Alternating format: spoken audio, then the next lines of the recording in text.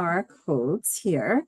So as I mentioned, we have 2 undergraduate programs and 2 graduate programs. Our graduate programs are the Dr. James A. Ferguson Emerging Infectious Diseases Fellowship. We call it Ferguson RISE for short. And then our other graduate program is the Excellence in Mentorship of Underrepresented Groups for Health Equity. We call that EMERGE. And then our undergraduate programs are the Maternal and Child Health Careers Research Initiatives for Student Enhancement Undergraduate Program, RISE UP for short, and the Maternal and Child Health Leadership Education Advocacy Research Network, or MCH Learn. So RISE UP and Learn are for the undergraduates, and RISE and EMERGE are for our graduates. And you see the QR code, so you can hop on line with that. So underlying all of our programs is the elimination of health disparities. So all of the programs look at different ways that we can do this work. We focus at Kennedy Krieger. We are a institute that really works in the area of developmental disabilities. So this will be an exposure that scholars would have. We also, since we're funded by the CDC, we're funded by HRSA, the Health Resources and Services Administration, and the Office of Minority Health through these programs. We do capitalize on CDC optimal opportunities for prevention to promote health. So we call that co-op for health. We do infectious diseases, maternal and child health, LGBTQI plus health, mental health, substance abuse, men's health, and health policy. So these are the areas you might be exposed to. We recruit students annually, and we want our students to disseminate information. So our applications have gone live. Our graduate programs, as I mentioned to you, are the Ferguson Fellowship. These are students who we bring them here for orientation on Memorial Day. They work for 8 to 9 weeks in their research area, and then we take them to the CDC for their presentations. So the Ferguson Fellowship, which began in 1989 for medical, dental, pharmacy, veterinary medicine, and graduate students in public health and social sciences. Those are students who can participate in the program. We have a 6-month program, which starts in February 3rd, and goes through July 31st. And then we have a program that is just in the summer, and we have a 12-month program for those who have finished their graduate, either master's level or doctoral level degrees, so postdocs. So again, these are the dates for the 6-month. We have a mini orientation that's virtual because that starts in February. And then for all the other programs, we have orientation that starts May 26th through the 31st. We pay our students at the NIH stipend rate. As I said, these are kind of their research experiences, and then they have presentations. We support them with housing. We have travel cost. We have them funding for them to participate in a public health presentation at a national meeting. Those that are in the Ferguson Fellowship, they go to the CDC. Our other program and our Ferguson Fellowships have sites at the CDC, at Kennedy, at Johns Hopkins Medical School, medical school, nursing, and Bloomberg School of Public Health, the Maryland State Health Department, Howard University, Rawlings, CUNY, and the CDC has just extended. So we have sites from University of Alaska to University of Hawaii. So there's lots of different opportunities for you all. And as I said, we have the 6-month, 12-month. The EMERGE, you could be placed at any of Health and Human Services agencies. So we have them at CDC, NIH, Office of Minority Health, Substance Abuse and Mental Health Services Administration, Food and Drug Administration. So the idea is that we have young people who care about health equity, about elimination of health disparities, and leadership in the federal government. And then for our, going quickly, for our undergraduate program, those that are, we have the Rise Up program. So those are at multiple sites across the country. Again, these are for students who are 2.7 and above. As far as their GPA, the applications are open. They close on January 31st. And we have a site at the A'anina Koda College on the First Nation in Montana. We have a site at Kennedy Krieger, which of course is right down the street. We have a site at University of California, Davis, and a site at University of South Dakota. So these are sites. If you're in this program, it is a summer program. You can participate in a clinical, community engagement, and advocacy or research. You can participate in up to 2 of those programs. And then we have a certain amount of funding to send students, if you're doing more research, to ABRCAMS, which is the Annual Biomedical Research Conference for Minoritized Scientists.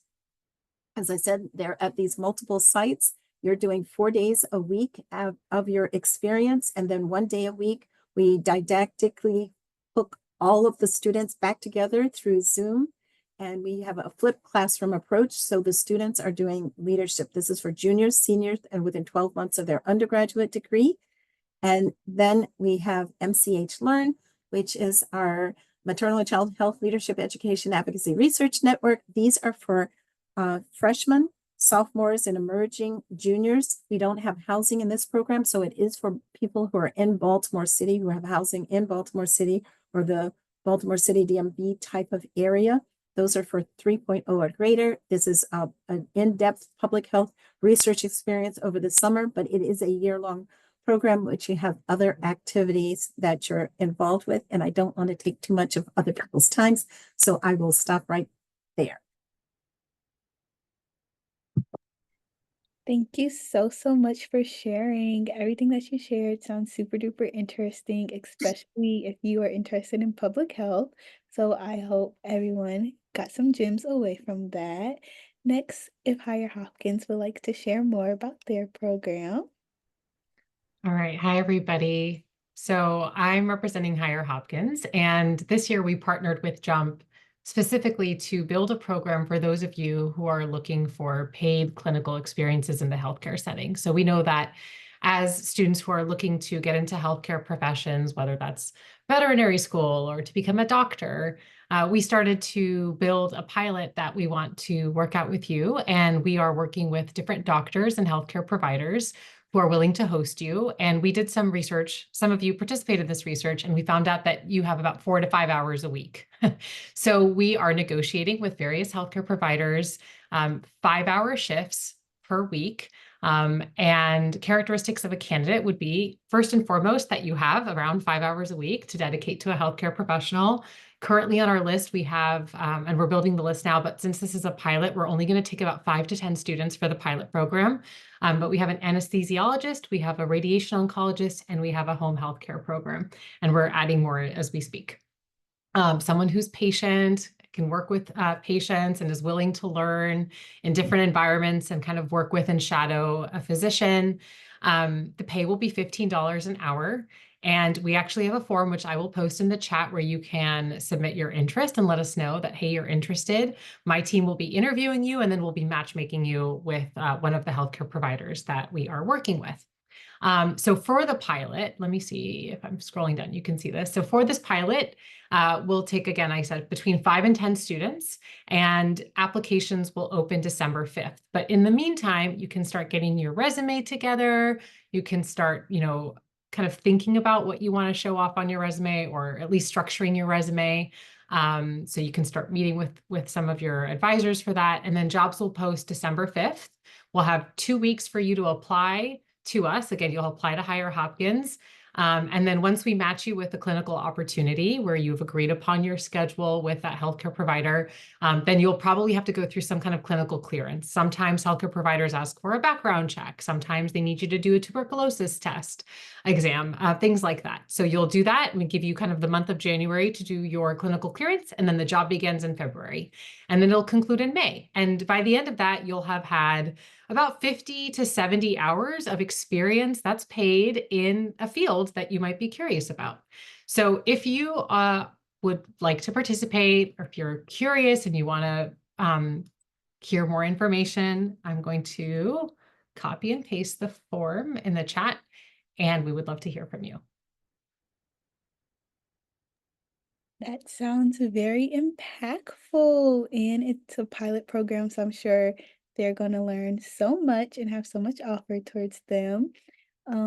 Yeah. Next, if medical tutorials would like to go. Great, thank you, Kiari. And I'm going to share my screen here.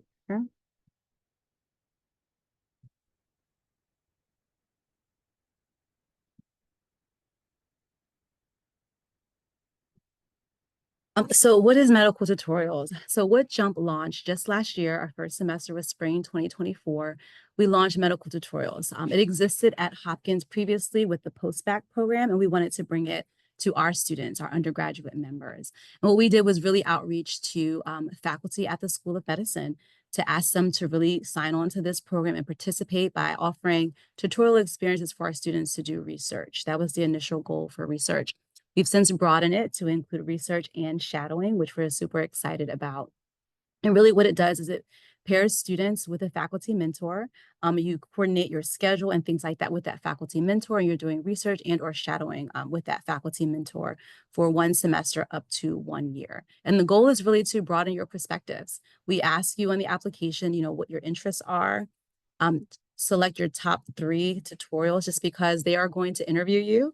We do not select students. What we do is kind of serve as the bridge to connect students to the experiences. But it also helps you diversify your experiences. Some students have had research. Some students have had not had any research. Maybe they've only done service or they've only done wet lab. So now they have the opportunity to get an experience doing something that they may not have gained an experience from. And I will say from last semester surveying our students, we realized that our students were really seeking opportunities to shadow. So that's why we were able to incorporate more shadowing experience into this current semester as opposed to what we had initially in the spring semester. But it's also helping you to make connections. You are partnering with a faculty mentor and you're working with them in their lab or in the field. You're not only meeting that faculty mentor, but you're also meeting other undergraduates, graduate students, fellows who are also in that lab, and you're expanding your network, learning more about the opportunities that are available for you. And it's helping you to reflect on your interests. I know we had one student who shadowed a thoracic surgeon this summer, and they said, yes, I don't want to do surgery, right? So it helps you to also explore interests, see what you like, what kind of career you want to take on, the type of lifestyle you want to have in the medical professions. So it's really been a great experience for our students. And we're hoping to continue to promote it throughout the semesters. So far, most of our tutorials are research, as you see, but we have been increasing shadowing opportunities. And right now we have about 21 students who are currently serving in tutorials. Some of them have been doing twice. We have some students who are shadowing an emergency physician. Those shadowing opportunities are limited. So once they complete that, they were able to transition into other research opportunities because the opportunities are there. We want to continue to connect you. We do ask students to make sure when they're interested in doing a medical tutorial to really craft a schedule that allows you to have a block of time to commit in the lab, commit in the field, commit for the shadowing, because that's what's going to be necessary for you to have a really robust experience, right? You're not going to be able to do 1 hour here, 1 hour there. You want to be able to be in that experience for a block of time. So I usually say, get 4 hours so that you can be in there. Also account for transportation to and from the experience. And many of them, as we'll talk about, are about 4 to 10 hours. Some are more than that. Some ask for 10 to 15 hours, but it definitely varies. Some tutorials are flexible. So it really depends on the student. Each faculty will determine or, pretty much promote the kind of experience, the time commitment, what the responsibilities are. And as a student, you're going to explore these different opportunities and say, okay, this one aligns with my interests. I want to explore this, and it meets with my availability, because that's very important. You do not want to outreach for a tutorial if you actually can't commit to the times that have been stipulated for it. But we ask students to prepare to commit about 40 to 80 hours during the semester, because 40 hours is about 4 hours a week, at least for 10 weeks or so. Some tutorials are more, not too many or less than that. Most of them say about 2 to 5 hours, but typically students are on the 4 to 5 hours. So when you're thinking about tutorials and this kind of experience, you definitely want to think about, do I have the time to commit to this? Am I able to craft a schedule that allows me this time to commit to this experience? Medical tutorials, as it stands, is technically an unpaid experience, although we are offering scholarships this semester, but you can earn academic credit. That is arranged through your faculty mentor and your academic advisor. So the earlier you plan, the more likely you may be able to earn credit for this particular experience. And those of you who are currently in tutorials, you know that you can apply for the JUMP Journey to Healthcare Scholarship that will support you, taking on unpaid experiences throughout the academic year. Here's an examples of different opportunities. We have tutorials in about 14 to 16 different specialties, right? Everywhere you can think about it. As I said, we had a thoracic surgeon, have emergency physician, we have pediatrics, we have some at Kennedy Krieger as well. So we have tutorials practically everywhere, okay? And most of them are on East Baltimore campus. Some of them are at Green Springs Station. We had some that are also in Columbia at the Howard County Hospital. But as you're exploring tutorials, it is up to you to say, I don't think I can get to Columbia, to that hospital. So when I outreach to this faculty mentor, I'm going to suggest, can I work at East Baltimore? What days are you at that location? Because they're at different locations on different days, right? So when you have that conversation, you can say, I'm not able to get transportation there, because yes, you can use JTAP, but going to Columbia is like $40 one way, okay? If you don't have transportation. So those things are important, and we really stress students to really kind of reflect on what their availability are and what their needs are. But this is just a sampling of what the different options are. Some of them are very much community-based. We have a student, I'm not sure if Nthemi is here, who is kind of working with Baltimore City students who are elementary age through, I believe hers is psychology or neuroscience, I can't remember, but it is a wide range. And when you submit your application, we will have a list of the different tutorials, and it needs to be updated so it's showing the tutorials that are currently available. But we are constantly outreaching to more and more faculty. We just started our outreach today to outreach to more faculty to get more tutorial positions for our students, because the demand is there. We have 9 students currently on the wait list. We know you're on the wait list. And again, we're just waiting to get more tutorials for you to get you all of these experiences. And this is just a quote from one of our participants last semester. Says, go for it. It is 100% worth it. Okay. And it is, right? This can be something that you may spend time in. You may stay in the field, or it may be an opportunity that you commit to for just the minimal duration. For tutorials, you can spend 1 semester in the tutorial or up to 1 year. Ideally, we're looking at up to 1 year, just because it takes time for students to onboard. For the fall semester, we opened the program in June, right? And between outreaching to faculty, doing interviews, sometimes faculty's on vacation, then the onboarding with Johns Hopkins Hospital, then some students had to be approved by the IRB. So there's a lot that is involved in specific tutorials. So we always tell students that once you kind of start the process, stay committed to the process. And we do send lots of emails. So if you are a medical tutorial participant in this room tonight and you haven't submitted some of your assignments, you've got an email from me, and you'll probably get a phone call from me.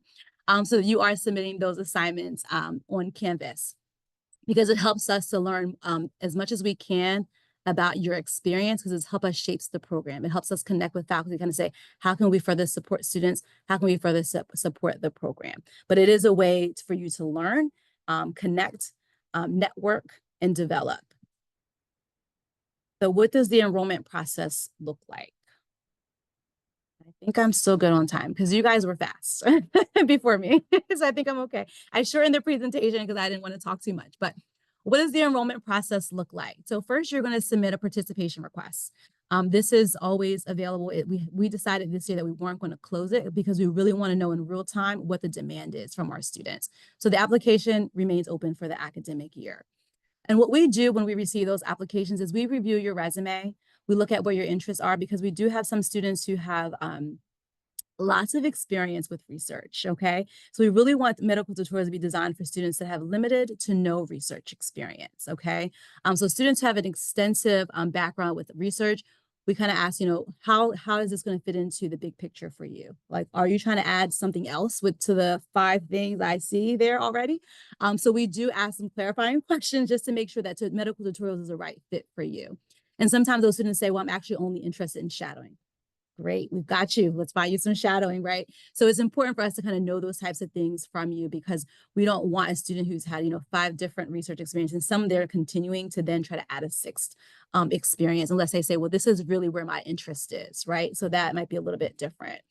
So we review those applications, and sometimes we may even follow up and say some support. Thank you for submitting your resume. Please use these resources to further develop your resume, because you will be providing your resume and an email of interest to your faculty mentor. JUMP is not a part of the selection process. For the most part, there is one tutorial that's not on the books with the emergency physician because that's overnight. So that's not on the books, and we do screen for that one and select students. But all the other ones, we do not screen, we do not select. We just kind of look at your application, kind of see if tutorial is a good fit. And then once you're approved for the program, you are added to a Canvas community. Okay, and in that Canvas community is when you're going to do the work. You're going to do the searching for the tutorials, and you're going to do the work with securing the tutorials. We will let you know which tutorials are available. Those are the ones that you can outreach to. Okay, and they go fast. This summer, they went really fast, especially the shadowings. They went pretty quickly.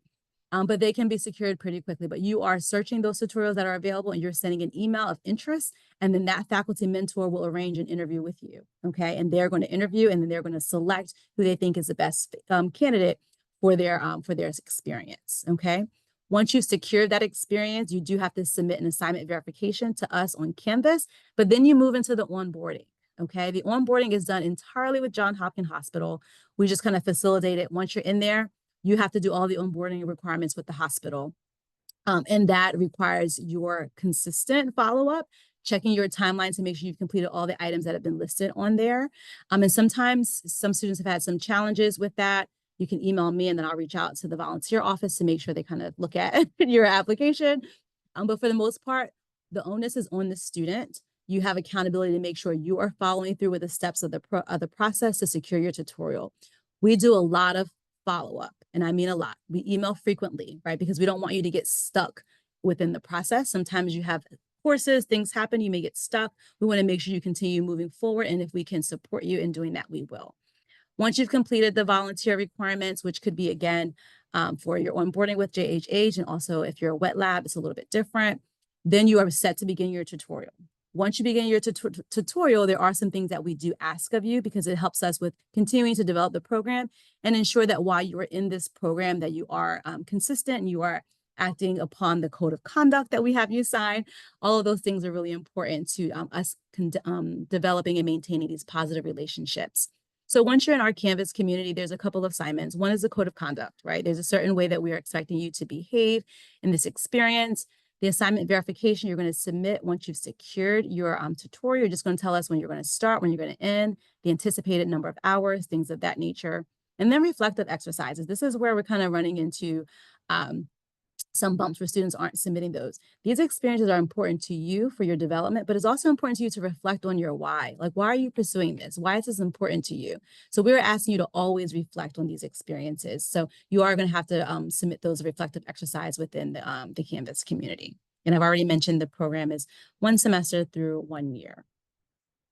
I already kind of talked about transportation options. Most of you are familiar with JUMP Transportation Assistance Program, where we partner with Lyft, where you can earn transportation credit to and from your experiences. But that's only if your experience is not easily accessible on the Jimmy or a shuttle. Or if it's an hour that the Jimmy stops running or things like that, then we certainly can help you with transportation. So that is always an option for our students in medical tutorials. But we do want you to kind of think about that. The Lyft money is not unlimited, right? So again, you want to think about where you're going, the days that you're going, so that you can make sure you can afford it. And we want to support you in doing that. Okay. And I'm almost finished. Tips for a meaningful experience. So start thinking about your health-related interests. You know, what do you want to learn about? What kind of experiences you want to have? Because although we have a large number, or not large, but growing number of faculty mentors participating, they may not represent all of your interests. So you want to think about what are you already interested in, and then identify those tutorials that align with that. Determine your end goal. What do you want to gain from this experience? Are you thinking about you want to do research long-term? Are you thinking about an MD, PhD? Are you interested in that particular area that they're studying or research? Think about where your end goal is so you can ensure your outcomes are going to match what your interests are. Reach out with intention and be prepared to follow up. So if you send one email to your faculty mentor and you say, well, they didn't respond. That's not the end of the story, okay? It can't be. So that's why we come in and say, okay, well, you're going to have to email again. So you may have to continue to follow up because we're all busy. Just like some of you don't respond to our emails when we outreach, right? When we email you again, they may need you to email. Exactly. You may need to send another follow-up email or two, right? Or 3 until you say, okay, let me move on. But you will need to be prepared to follow up. and continue to reflect on this experience and any others that you have. Reflection is always going to be important. And the bottom line is be proactive in your learning process. You're here today because you're being proactive, and your tasks don't end with today. Once you leave here, you have some things that you want to do so that you can secure some of these experiences. Next steps, consider your interests and availability and then apply. As I mentioned, the application is always open and available. And once this session ends, we will send you a resource list that has everything we talked about today and links right on that, that document. We'll probably send it tomorrow. Don't expect the email tonight. And then we'll review your applications to consider you for tutorials based on what we have available. And if you have questions, you can always email us at jump@jhu.edu. I see lots of things happening in the chat. I will get it in there as soon as I wrap up. So thank you for your time. I look forward to seeing more applications for tutorials for next semester. Thank you. Wow, that seems like an amazing opportunity for pre-medical students who don't know where to start or are trying to fill like those holes in their application that they perceive themselves to have. Lastly, if you would like to introduce your programs and give us some tips and tricks on how to apply. Great. Thanks so much, Katrina. That's going to be such a tough act to follow. While I'm getting my slides up, I'm sticking some links into the chat for general our website, which is super student focused on getting started in research and finding experiences and opportunities that are geared toward undergraduate researchers. And also to our group on campus groups. We do have the largest undergraduate student group on campus, which is kind of a stealth thing because we don't actually ask anything of you, and we use it as a means of getting information out to students. Unlike JUMP, we do not email a lot, probably to our detriment, but 2 or 3 emails a semester very strategically to allow you to know about opportunities that are coming up, important deadlines and workshops and so forth that are going to be helpful to you. So I'm going to try to speak as economically as some of our speakers have done, and I'm going to talk to you, yes, about some specific opportunities available through our, but also some important tips and tricks to help you find these experiences and successfully apply to them. And experiences are not necessarily just programs, but they're all sorts of resources to help you engage in research. First, I want to make sure that you understand what our is all about. We are not a matchmaking service. We hope that every student who wants to engage in research comes to us, but we're not going to be able to say, oh, you like A, B, and C, and you know how to do X, Y, Z. Well, here are potential mentors 1, 2, 3. Instead, we're going to give you lots and lots of resources, tips, tricks, and best practices to help you find the resources you need and how to exploit those resources in order to find and navigate meaningful and impactful research experiences, and then apply those experiences to whatever your future goals are. I'm going to whiz through these slides, by the way, but you will be receiving them, so please don't worry that I'm going to gloss over a bunch of it. I want you to see that this information will be available to you later. If I talk too fast and you need me to go back, please either just unmute or put it into the Q&A and I'll make sure to get back to it. So with all of those other resources that our provides, including opportunities to share your work and communicating with each other and help navigating dicey situations, we do have a large set of resources available for finding positions in mentoring. So it's important for you to know that whether you're looking at a fall, spring, which we call academic year experience, or a summer experience, these experiences come in what I call 3 different flavors. You've heard them talked about tonight. They might be, in the case of JUMP students, I feel like we can safely say that we're looking for a STEM or health-related experience, but again, all of our practices are applicable across any academic discipline here at Hopkins or anywhere else. But I'm going to use these STEM terms because I know they'll be relatable to you. So there's a hands-on tangible laboratory experience, sometimes called a bench or wet lab experience, where you're manipulating things. There may be a data analysis or epidemiological experience where you're looking at large groups or you're working with theoretical concepts. And then there is the clinical or people-centered opportunity where you may be shadowing or you may be actually dealing with human beings. Actually being involved in research with where you interact with humans that you're not shadowing is probably the most rare experience. And that is because the opportunities for you to somehow possibly have a negative interaction or, you know, the university has to be very careful about who gets to see the public that is interacting with their clinicians. So most of those kinds of experiences are going to be shadowing experiences, but there are research-oriented experiences that involve people as well. All right, but now when and where do these experiences happen? So in the fall and spring, if you're here at Hopkins, you're likely to be looking for an experience at Hopkins if you're going to be in person, or anywhere else if it's a virtual experience. During the fall and spring, you might not be at Hopkins. You might be on leave of absence. You might be taking a break. You might be studying abroad. There are plenty of research experiences, some of which are funded, that are available through study abroad programs. So I want you to be aware of those and take a look at those. And then during breaks such as intersession and summer, where you can be working from anywhere for just about any amount of time, those kinds of opportunities are open to you as well. And we'll talk about where you can find those. During the fall and spring semesters, the sad truth is that at any given time, Hopkins undergraduates who are engaged in research, only 5% of them are actually getting paid for their time.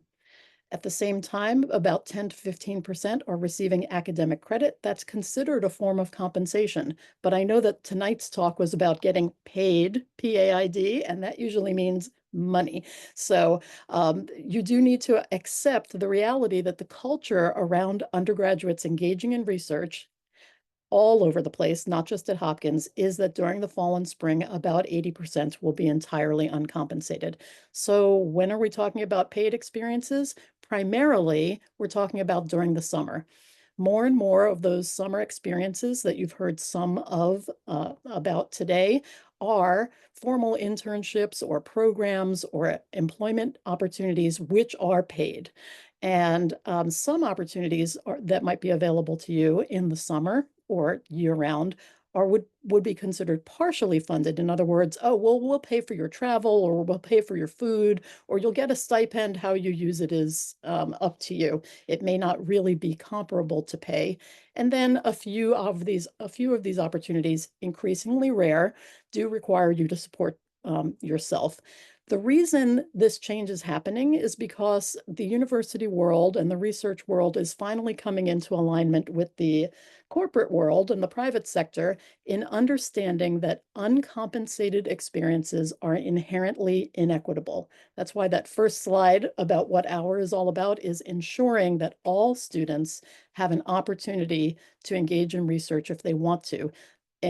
Unpaid, uncompensated experiences, some students may simply not be able to afford to take them. So we're working very hard to make sure that there are more and more compensated experiences so that everybody can join. So now I want to talk to you about just a few of the best practices that will help you find and successfully apply to these experiences. I'm going to be offering a set of workshops starting next week. And so I'm going to encourage you to join on campus groups so that you receive the emails about them. Specifically helping you to identify and decide which summer experiences are best for you and then successfully apply to them. I have a 2-hour hands-on workshop all about applying for stuff and not wasting your time. So please join me in those. And I'm sure most of our fellow folks that are here would agree that applying to the thing is a really important step, and taking advantage of every opportunity to do it right is going to be really helpful to you. I do want to point out that OUR offers a packed website filled with information that's strictly for you, undergraduate students. And then we also have our database, Forager One, which is Hopkins only, but it's all divisions of Hopkins, filled with researchers and PIs who are interested in hearing from you. That said, though, most of those experiences are not paid. Just a quick look at our website. We want to make sure that you know that in order to seek an opportunity, funded or unfunded, there are steps that you're going to take. One of them is to prepare. Preparing, I'm going to discuss that just for a minute after this slide, is thinking about the stuff that you usually roll your eyes over. But I can tell you that if you think about them, you will save yourselves and your potential funders a lot of time and effort. So we want you to prepare. We want you to know how to effectively contact, or in this case, apply to your opportunity, how to conduct yourself when you're meeting. This is just an example of the kinds of stuff that are on our website. You're not likely to need an interview for most of these experiences. And then what kinds of compensation you can expect. So if you haven't been to our website, please feel free to go over there and use all of those resources that are designed specifically for you. Quickly, the keys to success in searching and applying for most paid opportunities for undergrads: you must consider your motivations, your needs. I call these must-haves and deal breakers before you begin your search, or you will be wasting your time. Then you want to use best practices across a wide range of tools in order to identify your opportunities. There are thousands of paid summer opportunities for undergraduates in the United States. Yes, some of them are limited. Many of them are limited to various groups or particular demographics or interests, majors, skills, but there are thousands. There are probably more spots available than there are students who are seeking them. So there is no reason for you to go without. You just need to figure out how to do this. You want to triage your own efforts for the best return on investment of your time and effort. In other words, you're going to prioritize the opportunities that are the best fit for you. If it's something that's geared toward a particular demographic group and you are not in that demographic group, why? Why would you even spend any time applying to it? You really want to think about this. You want to read and follow the directions and get help when necessary. And you want to present yourself authentically and honestly in every available modality. There will be a number of places where you can present yourself in an application for a formal application process for any of these paid opportunities we're talking about. Don't waste time by saying the same thing in two different places. Use every bit of real estate that you can. Now let's talk about each of those super quickly. Oh, this is just a funny thing, helping you figure out why it is that you're looking for a research experience. Many people tell us, I just have to check a box. But you might have lots of different reasons, and that will help you decide which of these opportunities to pursue. During the academic year and during the summer, there are many considerations. These are just some prompts to help you think about what is it I'm interested in and why? What are the logistics that are going to limit or expand the kinds of opportunities I'm going to look for? What kinds of compensation and other logistical matters do I need to consider? In summer, there are additional considerations because you may not live in Baltimore. You might live somewhere else, but you might want to be in a third place altogether, or you may have more time, or you might have different financial considerations. These kinds of lists to help you think about, but of course you're not limited to these, just to get your brain going, are available on our website. And of course, coming to one of our workshops will help you work through all of that. Some of the places that you can look for funded programs, and in this case, this slide is geared specifically to you, students who are interested in the medical or allied health professions. You might be looking at federal research entities, which have their own projects going on year-round, but also for undergraduates primarily in the summer. Then there are research experiences for undergraduate students. There are several different places where you can look for these. There are 800 of them happening every year, and all of those are geared to students coming from other universities than where they're housed. And they tend to prioritize students who are underrepresented in STEM or in the medical professions. So it's right in line with what you're looking for. In addition to these REUs, there are pipeline programs. Some of the programs that we heard about earlier from the Kennedy Krieger folks might be considered a pipeline program. I was listening for that word, but Hopkins has pipeline programs. Every medical school of any particular stature has pipeline programs. So we don't use that word anymore. We call them pathway programs. Oh, thank you. All right. Pipeline, a single narrow way. So many people have pathways, and we talk about pathways to science, but when people talk about pipeline. Often they say the school to prison pipeline. So it's Oh, no, become we kind of a pejorative. pejorative term. And for my colleagues who are indigenous individuals, Mhm. the pipeline that goes through sacred land. So we're using more pathway, and now Hopkins has Yes. transitioned from pipeline to pathway in Thank most you of their so summer programs. So just an I explain, this I is where su- we are. super appreciate that, and I will change this slide before it ends up in the hands of the students. Thank you so much.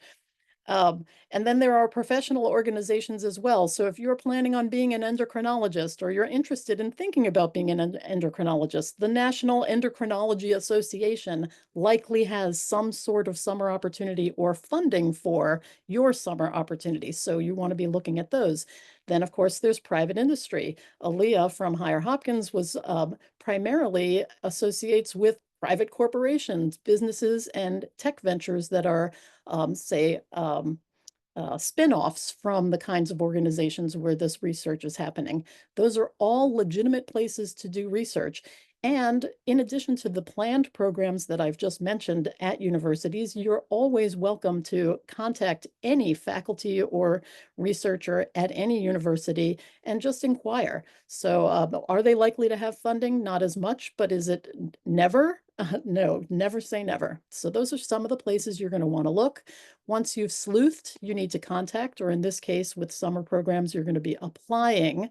It's important for you to know that the application is yours. It's a gift to you. It is your opportunity to express yourself, show yourself, paint yourself in the best possible light as the right person, the right fit for this program. I'm quickly clicking through these things, and I'm not going to go through each of them because we don't have the time, but over and over again, the main underlying thing that I'm telling you is read the materials and the instructions you're given and then follow them. Do the things that you're told to do. Don't do the things you're not told to do, and exploit every possible opportunity to let yourself shine. If there's an application with a portal with a little boxes to write in, and you write a statement, and there's a resume, and there's a letter from a recommender, don't say the same things over and over again. It's okay. They won't think that you're not being genuine because you're saying different things. Use these different places to say the different things that you need to say in order to create a full picture of yourself. And let's go on for there. I love this slide because students think that they don't get into things or they're not selected because they weren't good enough or somebody was better. That is hardly ever the reason a student doesn't get the opportunity that they want. Most often it's because they are not the best match for the program. There's some other descriptor was used and you applied for something that you are not the best match for, or you failed to complete the application correctly or completely. Sometimes students don't even finish and then they wonder, why haven't I heard? Well, they never even submitted it. The student's application materials seem canned or flat or don't express the candidate's understanding of this specific opportunity and how they will benefit from and contribute to it.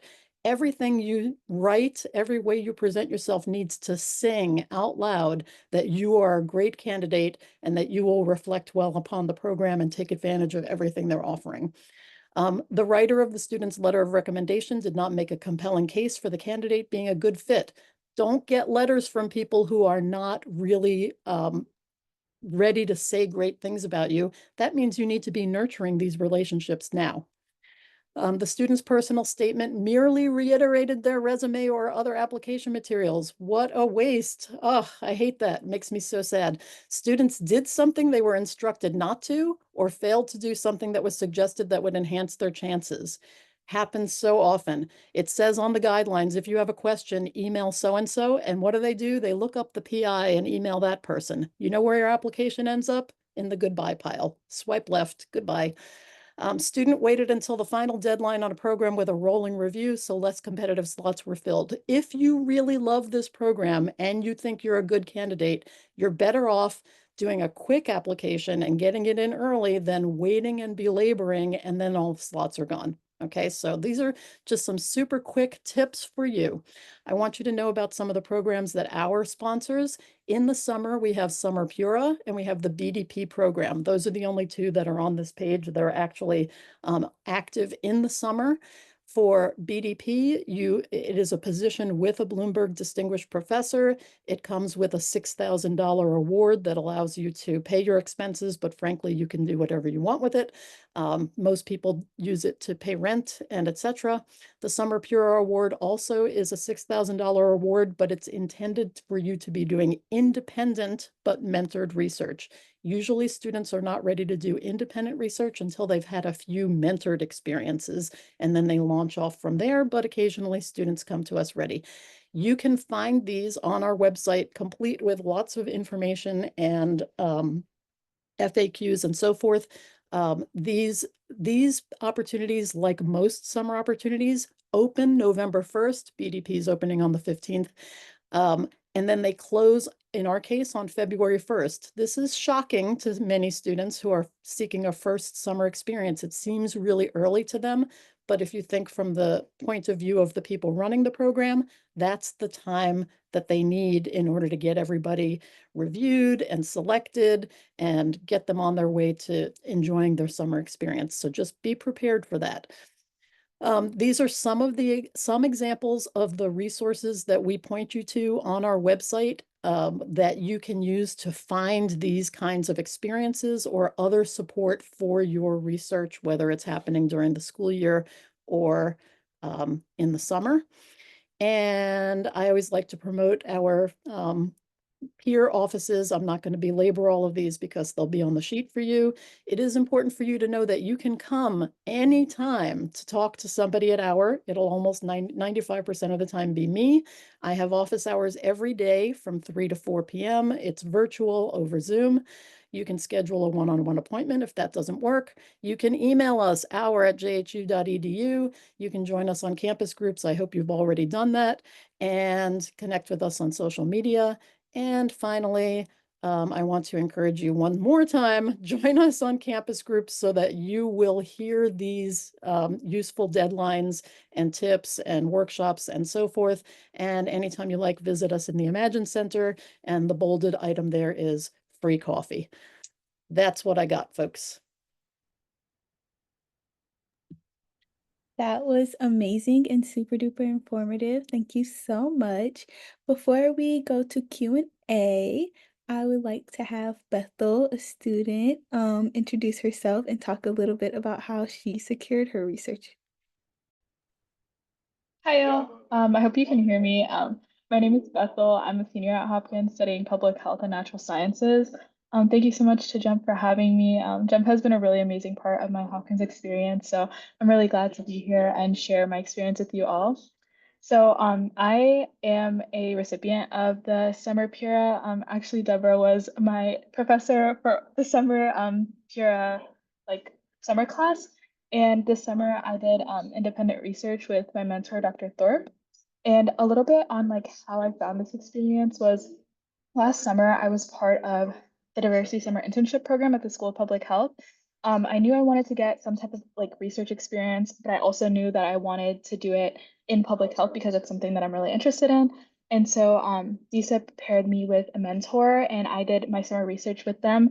But I also really wanted to do research on a topic that I wanted to choose on my own, which is dementia and public health, and how that relates to educational disparities. And so I found my mentor, Dr. Thorpe, through the program, and he took me in as a student and welcomed me into his lab very graciously. He's amazing. He really supports all of his undergrads. So I've been doing research with him. And then this past summer, I won, like I mentioned, a Summer Pura. And that's been amazing because I've been able to be compensated for doing this independent research.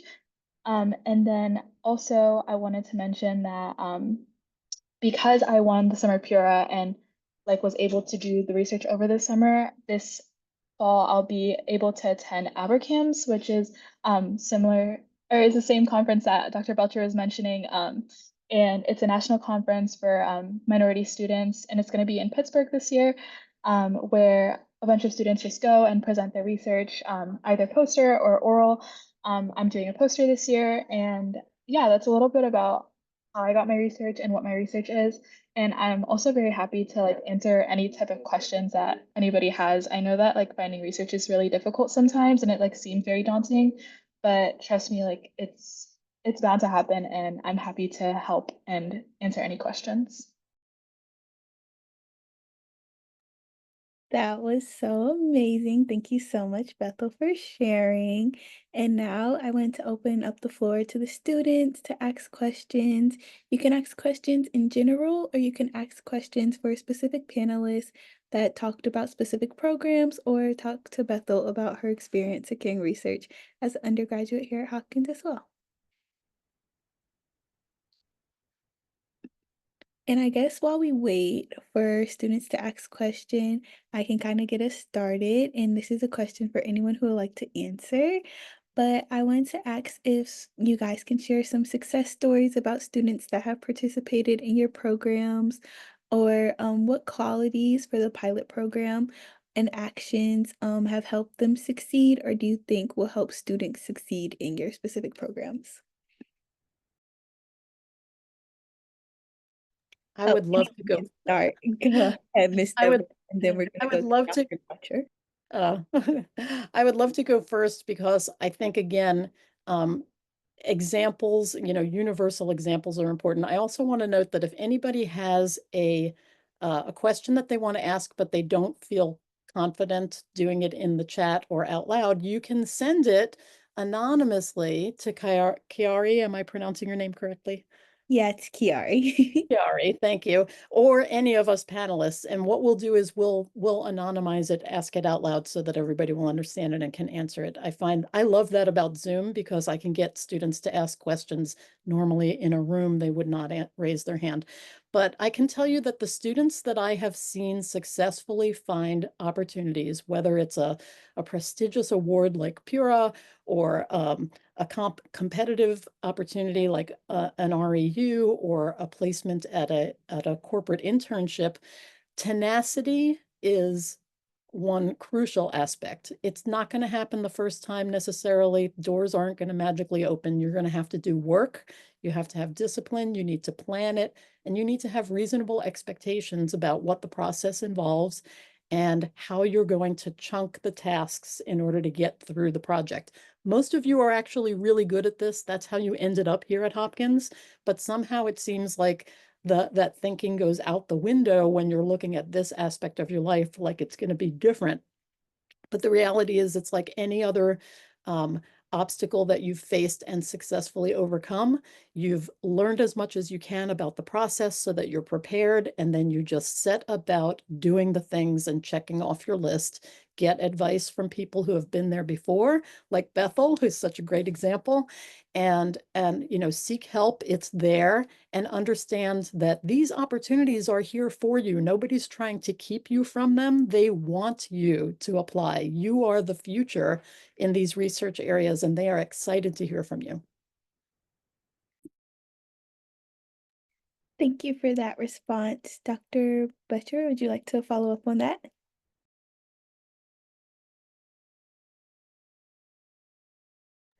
I think you're muted. Sorry, I was trying to look for this email that I just got today from one of the students. But anyway, we have two students who had a full academic scholarships to, one is to GW School of Medicine, and the other one was from to University of California, San Francisco. School of Medicine, and with his medical degree, he also could choose a master's degree program. And the other one, I have another student who was the senior policy director for Dr. Jill Biden in the White House. And then she went on to work with the Harris campaign. There was another one I just saw. I was at APHA, and they were like, and he is in charge of the Women, Infants, and Children's program in University of South Dakota, and he worked with indigenous populations to create a culturally responsive training. He did 72 trainings, got responses from 1,000 of the individuals in the community, and was presenting a poster paper for that. And then another one of our scholars who is a member of a tribe, of a nation. He is now he was an undergrad when he started in our program. He now has a master's degree and is the research manager for cancer health disparities from indigenous populations. And the last student who I was trying to find the email from today, she said, "Thank you, Dr. Belcher. I'm currently working as a junior epidemiologist in the Health Commissioner's Office at the Philadelphia Department of Health. I've been in this position since last September after finishing my MPH in August. And my position, I do a broader population health research in Philly with a focus on vital statistics analysis. As for my future plans, I'm looking into a PhD program in epidemiology with either a concentration in population health or MCH Epi next fall. I would love to get your advice on this process at some point, and love to chat when you're free." So better from the student standpoint. And she published a paper in Pediatrics, which is our premier journal, with her HRSA, Health Resources and Services Administration mentors. It was called State and Local Government Expenditures and Infant Mortality. It's in this month's Pediatric Journal. That's so amazing. And those are some great success stories. Bethel, we have a few questions in the chat for you. Someone would like to know, how many hours a week did you spend on your research? And then someone else would like to know, did you find your professor first or did you apply for the grant first? Okay, I'll answer the second one first, since I think that that's more like in order, like. But I found my PI first. So I found him, like I mentioned, through the summer program I did. But I know other students that have done PIRAs have like either cold emailed or just had professors that they really enjoyed, or like doctors that they have shadowed. And what was the other question? I'm sorry. How many hours a week were you like committed to it? Oh, yes. Okay. So over the summer, since I got the summer PIRA, it was a full-time experience. But during the school year, I work around 6 to 8 hours a week with my mentor. And that also fluctuates depending on if it's like a lighter week or like a slower week. Since recently we've been like preparing for ABRCAMS, it's been more towards the 8 like side. But it's been great in that regard. And I did want to also mention that ABRCAMS is a paid experience. So I didn't forget about the paid part. It is paid. You would just have to apply in September, I believe, is when the applications are open, like August to September Yep. for the travel grant. Okay, yes. And then they will reach out to you and like the steps after that. Yes, Thank so you should look for some of our people. We're taking 19 students. That's amazing. Thank you guys so Look much for for Mackenzie. sharing. And then while you're off mute, I would love to ask some of the Kennedy questions, or the Kenny Krieger Institute questions. Someone asked, do you have to be public health focused? Like, do you have to, because it's public health focused, do you have to be a public health major, or can anyone that's interested in public health apply? Because we're interdisciplinary. So I'm a developmental pediatrician. So I work with people who are psychologists, physical therapists, occupational audiology, speech and language. So we believe in different lenses when we're going about solving our public health problems. So as I said, this is maternal and child health. It is LGBTQ plus types of research. We want to lead from the margins. So some of the populations who are most marginalized, we want to introduce students to as a way to promote health and wellness. So disabilities, mental health, trauma, we kind of do across the fields, across the areas of science and public health. Amazing. Thank you so much for that. I'm sure that opens up the program for a lot more students. And then another question was about some of the undergraduate programs that Kennedy Krieger Institute offers, like Rise Up. They asked about, is it a rolling deadline? And if not, how competitive is the application process? So, so the application closes for the undergraduate programs closes January 31st. Okay, and so we may have upwards of 400 students who might apply for the Rise Up program, which is more national. The local one is more like, I would say, 30 to 40 students would apply for 10 positions. The Rise Up, the national program with the multiple sites, we have about 35 in that program. So, and then we do pay we pay that like the same, I think it was $15 an hour. So it's around I think $5,400 for the summer.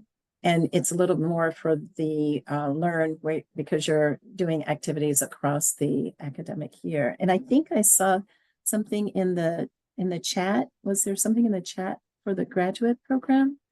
I thought I saw a question. Dr. Rise Infectious Diseases, is it only public health based or are there wet lab? Oh, so let's talk about, so with the Ferguson Rise, it goes from bench to bedside and to community. So our, the 12-month position is actually advanced molecular detection. So it's molecular epi, bioinformatics, and wastewater surveillance. So, quite a bit of lab-based work and experience in that graduate program. So it's a combination. Thank you so much for answering all those questions. And then next we have a question for Higher Hopkins. The student would like to know whether the pilot program is open for students who are new to research and new to clinical experiences, or if y'all are looking for more experienced applicants. Yeah, this program is open to all students and all levels. The point is to actually get students who don't have experience, that clinical experience. So it's open to all. That is amazing. And then I have another question for Miss Slater. Um, I believe you touched on this, but maybe they weren't here. They wanted to know when the spring applications for the medical tutorials open up. Yes, thank you, Kiara. So the application, we never close it. We decided to keep the application open for the academic year, just so we can have a realistic idea of what the demand is for student interest. So we're always working to secure more faculty mentors. As I said, we currently have 9 students on the wait list, and we have a couple of spots that are available to see if those students will fit. And then as we continue to seek more faculty mentors, we'll be adding more students into the program. And again, right now we have 21 students currently in medical tutorials. So you can always click on the link to submit your application. And as we receive them, we're constantly working to secure more faculty mentors for students. But the program, again, is from 1 semester to 1 year. So students who are currently in those positions could be staying for the entire year. So we need new positions for some of you who are still interested. Amazing. And currently, I don't see any questions in the chat, but I have another question because I know that the students here will be super duper successful when getting experiences. What advice would you give to students about networking or like making connections while in their clinical experiences or research experiences? And anyone can answer. Oh, Maybe I can say something about that because I'm also a Bethel, student. you're a great example, Bethel. Okay, awesome. So, I also have been very like I sometimes I feel really awkward when networking and I like don't want it to feel like something like super transactional. Like I really want to feel like I'm making a relationship with the person that I'm speaking with. But one great piece of advice that I got from a mentor of mine is that people that are in meetings such as these, like at a jump events, at um events for like underrepresented individuals or like those type of geared events or experiences, those are the type of people that really want to make a relationship with you and really want to help you. And I found that to be super true with my PI, and my program was like a diversity summer internship, and all of the speakers that came were really amazing, and he was a really great.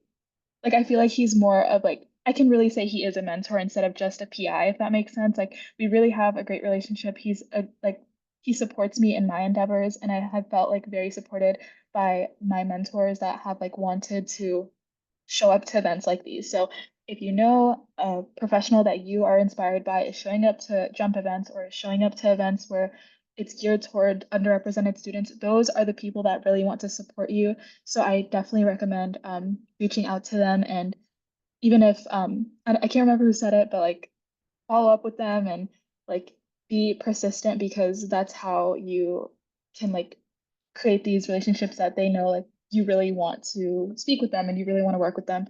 And I'm happy to talk about that more if anybody has any questions. And if you don't ask, the answer is always no. And so we say that's great. So be a per sister, but we have per brothers here too, but per sisters as well. Okay. That is amazing advice, Bethel. And Deborah, would you like to follow up on that too? Yes, I like to talk directly to an unspoken anxiety that many, many students have, and that is that they're worried that they're not good enough. And I didn't get to address that earlier, but I do talk about it when students are just beginning to look for an experience. And I want to tell you, first of all, if you're looking for an experience at Hopkins, you're already good enough. Every faculty person here knows that you've already worked really hard, and the admissions department, fortunately, has done all the work for them for making sure that any student that that contacts them from jhu.edu is good enough, unless they have some very specific stipulation about some specific technical need and you don't happen to have it. You are welcome to see, express your curiosity and ask if you can get involved. When it comes to applying to a particular program, I just want to remind you, there are more opportunities available than there are students looking for them. I know that seems crazy to you, but this is just the reality. And it's just a matter of feeling, overcoming some of your own anxieties and insecurities. These folks have worked hard to create these programs, gather the funding, and they want the best students, the ones who are going to get the most out of it and contribute the most, to come and make use of the resources. They are not trying to hoard them and not use them. When it comes to approaching somebody who's maybe famous in their field and they have a million publications and they're super busy, I want to instill in you the notion that people who are engaged in research, especially in academia, they love what they do. They're intensely curious. They've built an entire lifetime out of researching and solving problems and answering questions in that area. They're also very realistic and know that they are not going to live forever. And the only way to continue their life's work is for inquisitive, hardworking, new researchers to join in their effort. And guess who those people are? They are you. So they are happy to hear from you. You are not a net negative. And so please don't be afraid to show your enthusiasm and interest in that particular researcher's, what's essentially their life's work. Thank you for that wisdom. And then another question just came in for Miss Slater. The student would like to know, is medical tutorials only for a pre-med student or is it open to all pre-health students? Medical tutorial is open to all pre-health students. And the research ranges. As I said, we have some that are in community pre. Not every faculty mentor is a physician. Some are researchers, some are doing work in the community. So yes, it is open to all pre-health students. Thank you so much for answering that question. If anyone else has any questions, please feel free to direct message me or put them in the chat. But yeah. All right. Well, thank you, Kiari, and thank you everyone for joining us tonight. Thank you to our panelists. You guys shared such awesome information that I'm sure our students are ready to take with them and move forward with some of these awesome programs. So what will happen next for all of our students, you will receive an email with a lot of information from tonight, all right? So we'll have slides, we'll have links and lots of resource information that can help you on your next steps in securing one of these research opportunities or one of the paid clinical opportunities as well. So stay tuned for that. It'll probably go out sometime tomorrow. Included in that email will be a database that JUMP has put together that has links and resources for lots of paid summer experiences across the country, as well as a new database that's offered through the AAMC as well with other opportunities, because applications are open now. As Dr. Belcher said, the applications are open. They opened October 7th. So you want to start looking at these applications, preparing your statements, getting your recommender so that you can apply early, as Deborah mentioned, okay? So we look forward to connecting with you guys in the future and seeing you at some of JUMP's upcoming events. Have a great night. Good night, everyone.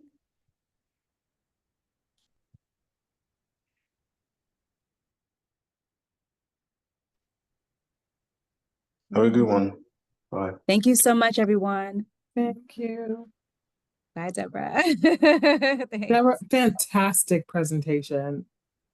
I came in and it was just absolutely fantastic. Sometimes Katrina, it's just a wall of words, but Katrina, as always, fantastic job. Kiari, great host. I mean, everything was fantastic. Thank you guys so very much. And sorry that I came in a little bit later. But I'm so glad that this is recorded so that I can watch it from the beginning.